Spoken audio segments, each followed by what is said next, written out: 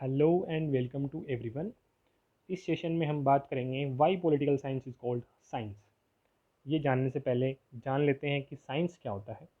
तो science is basically systematic knowledge of a particular phenomenon. एक घटना हुई है जिसके बारे में सिस्टमेटिक नॉलेज साइंस होता है। कैसे हुई, क्यों हुई, क्या कारण थे, सब चीज़ें जो हैं वो साइंस बताता है हमको।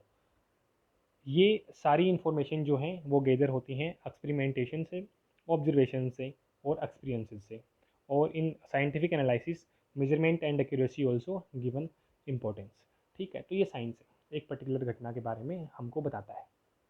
इसी तरीके से पॉलिटिकल साइंस जो है वो भी हमको कुछ इन्फॉर्मेशन देता है, जो कि हैं ओरिजिन ऑफ द स्टेट, इसके फंक्शन क्या क्या हैं, relationship between ruler and the ruled, behaviour of citizens, ठीक है, etcetera. These knowledge are given by political science. ठीक है, ये कैसे देता है, ये भी with the help of analysis, observation and experiment.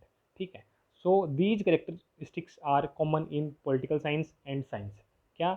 Analysis, observation and experiment. तीनों का मोडस ऑपरेंडी दोनों का मोडस ऑपरेंडी सेम ही है। ठीक है, इन्हीं के बेसिस के ऊपर वो जो है हमको इन्फॉर्मेशन देते हैं, पॉलिटिकल साइंस हो चाहे साइंस हो।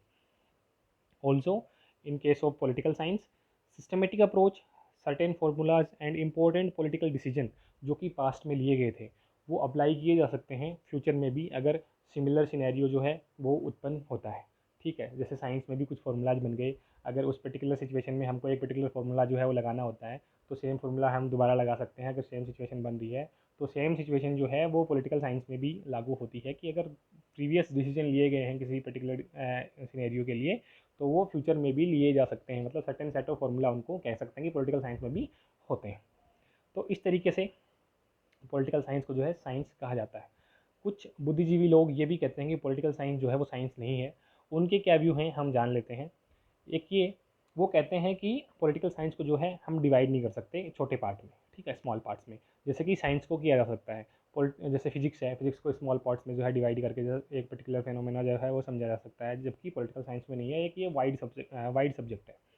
इसी के साथ में कुछ लोग ये भी कहते हैं कि ये सेम नहीं है ऑल ओवर द वर्ल्ड। ठीक है, कंट्रीज बदलती हैं तो ये चेंज होता रहता है। ठीक है, कहीं पे अलग तरीके से है, कहीं पे अलग तरीके से है, इसलिए हम इसको साइंस नहीं कह सकते, क्योंकि साइंस जो है वो यूनिवर्सल होना चाहिए। दूसरा जो है नेचर ऑफ मोशन, कुछ स्पेसिफिक लॉज होते हैं नेचुरल साइंस के, ठीक है, बट पॉलिटिकल साइंस के स्पेसिफिक लॉज नहीं है। ठीक है, सर्टेन केसेस में फॉर्मूला जैसे हमने बताया कि लागू हो सकते हैं कि हाँ पहले जो किया वो अब भी हम डिसीजन ले सकते हैं सेम, बट वो सिमिलर रिजल्ट आए हैं वो ज़रूरी नहीं है हर केस में। अगर एक और बात करें तो ये है कि इसके जो सोर्सेज हैं वो स्पेसिफिक नहीं है या फिर फिक्स नहीं है। ठीक है, सोर्स जो है वो बदलते रहते हैं। ठीक है, तो सब्जेक्ट मैटर बहुत जल्दी बदलता है, इसलिए कोई फिक्स सोर्स नहीं है, जबकि साइंस का जो है ऐसा नहीं है, सोर्स जो है वो सेम ही रहते हैं। ठीक है, तो ये इन चीज़ों की वजह से वो कहते हैं कि इसको साइंस नहीं कहा जा सकता। बट जैसा कि पहले डिस्कस किया कि कुछ करेक्टरिस्टिक्स जो हैं वो साइंस के साथ में मैच खाती हैं, इसीलिए इसको साइंस कहा जा सकता है और लोग इसको पॉलिटिकल साइंस कहते हैं, हम मानते भी हैं। ठीक है, जैसे कि कंपेरेटिव एनालिसिस होती है इसमें। ठीक है, जो प्रीवियस जो सिस्टमेटिक एनालिसिस या सिस्टमेटिक अप्रोच हम फॉलो करके जो हिस्ट्री के जो डिसीजन है उसको हम फॉलो करते हैं और आगे भी लेते हैं और सोचते हैं कि सेम रिजल्ट हमको मिलेंगे। ठीक है, तो इस तरीके से कुछ बेसिस के ऊपर इसके कैरेक्टरिस्टिक्स को देख करके इसको पॉलिटिकल साइंस कहा जाता है। अरिस्टोटल ने इसको मास्टर साइंस कहा है।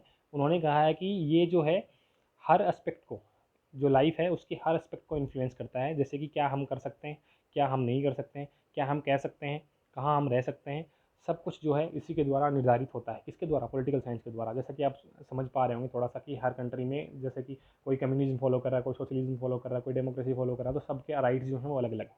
ठीक है, तो इसी के बेसिस के ऊपर इनको कहते हैं, कुछ लोग इसको कहते हैं कि एक प्रोग्रेसिव साइंस है। ठीक है, क्योंकि ये एक्सपैंड हो रहा है और अपने एरिया को जो है बढ़ाता जा रहा है। तो यही है पॉलिटिकल साइंस के बारे में। Thank you so much. If you have got something from this video then please press the like button, please share and subscribe too. Thank you.